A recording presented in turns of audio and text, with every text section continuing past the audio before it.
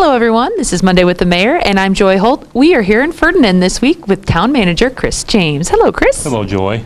Welcome to the program. I'm so happy you're here. Glad to have you back after a little hiatus. Yes. We're trying to incorporate some more mayors, so thank you so much for understanding and letting me put you off, so I'm sorry about that. That's all right. Bill did okay. So. Oh, yeah, good. Yeah, he usually does a good job. All right, so when we walked in the door, first thing that catches my eye is this huge check from the Indiana Department of Transportation. Are you guys going to frame that thing? Probably not. We've got a stack of them, I think, from over the years that it just kind of gets filed away. But that's our Community Crossings grant funding that the governor was kind enough to actually come to Jasper and hand deliver to communities and municipalities a couple of weeks ago. That money will be put to very good use on our West 23rd Street project. We had submitted 2 projects. The big one was basically the complete overhaul of West 23rd Street, and that funding came through from the state. We still have to produce our match, but we already have those dollars allocated, so we'll be good on that. And at our council meeting last week, permission was given to our street superintendent to start working with the engineer to start putting together more specific official papers on the bid specs and everything for the work to be done, and investigate a couple of other things. We were looking at a complete repaving.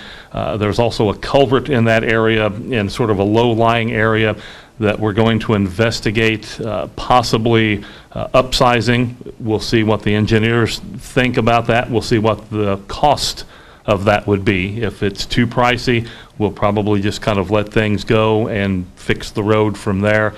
So we'll play that by ear, but that's going to be sort of an all winter long process to get the specs put together and get it bid out. The plan is come April 1st or thereabouts, as soon as the asphalt plants are back up and functioning after winter time, then we're going to try to get that taken care of and get that issue off the books. That's been one that's been on the to-do list for a while, but as has been the case with so many municipalities, with bigger projects, how do you pay for them? And right. Community Crossings, the last couple of years, that has been just a godsend, not just for Ferdinand, but for a lot of communities. You provide your match, the state matches it up if you've got all your I's dotted and T's crossed, and you can get a lot more work done than you normally would have. Instead of biting off chunks at a time, you can actually do an entire section of new sidewalks or a new street, or at least a repaving and a revamping of a street. West 23rd was constructed about 30 years ago. It's a concrete street. Nothing against that. It held up very well, but it has surpassed its lifespan, and it's harder to patch on concrete and make everything match up and blend in as opposed to asphalt, where you can really make it look more seamless. You can still tell it's been patched, but concrete's a little trickier animal to work with. The new road will be blacktop. It'll be an asphalt street. The curbing will remain in place. That'll still be concrete, but most curbs are, so that part's fine. But the actual driving surface will shift from the current concrete to an asphalt base come next year.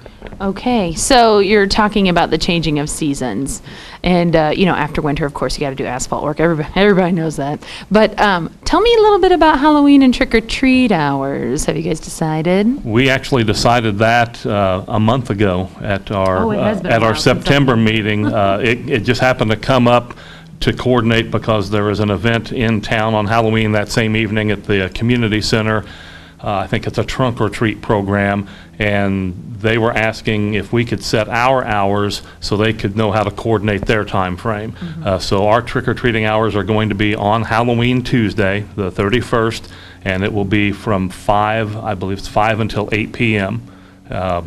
Weather permitting. We'll see rain or shine, I guess you could say, or snow, depending on what Mother Nature brews up for us at the end of the month. But those hours have been set. So you are from the Midwest. You do get it. Like, we'll have summer in the morning and winter in the evening. I'm Indiana, lifelong, born and raised. I know exactly how things go here in the southern part of the state. So true. So you had fall cleanup. How did everything go? It went very well. The loads were a little bit lighter than in past years, but there were still enough pickup that we still kept our guys out for pretty well 3 full days. In the last pretty much since I've been on, this is my 4th year, it's been, they can pretty well guarantee 3 days of cleanup. We do the west side of town on that Tuesday, and that's in the spring or the fall program.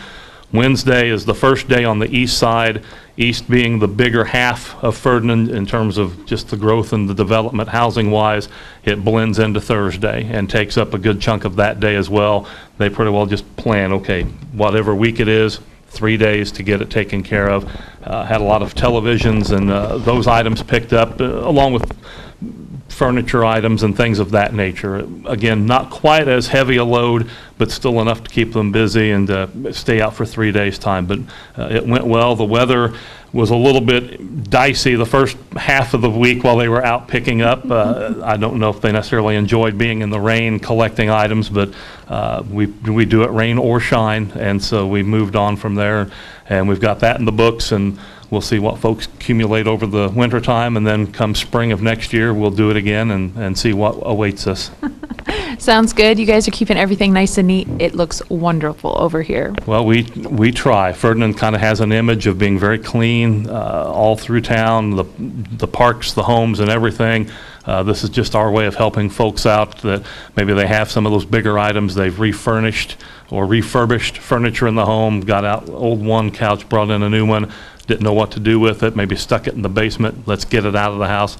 And we have these times twice a year to allow for that, or you pull out old carpeting and expose your wood floor, whatever the case is, or even some old appliances. If you don't really know what to do with them, a lot of folks just kind of save them back for those times, unless it's just in the middle of the year that they can't, and then they set them out on the curb and we collect them and send them a bill for whatever the costs would be for that particular item, and we go from there. All right. Thank you so much, Chris, for being with us today. I appreciate your time, and I look forward to seeing you again. Thank you, Joy. Appreciate it. Thanks, Chris. That's been Monday with the Mayor. I'm Joy Holt.